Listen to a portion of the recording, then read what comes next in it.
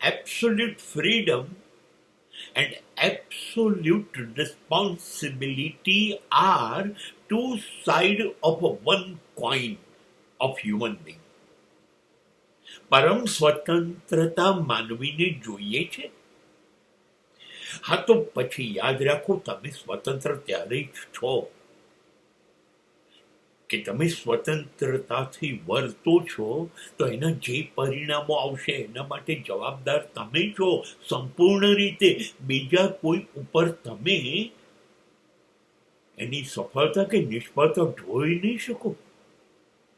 તમે જવાબદાર છો, કેમ કે તમે સ્વતંત્ર છો, તમે પસંદ કર્યું છે, તમારી મરજી મુજબ નિર્ણયો તમે લઈ રહ્યા છો, વર્તન તમે કરી રહ્યા છો, તો પરિણામો કોણ ભોગવશે? તમે જ.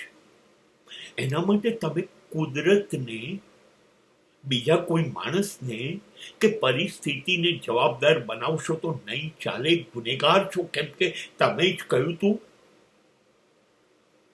હું સંપૂર્ણ સ્વતંત્ર છું વિચારવા માટે, કરવા માટે.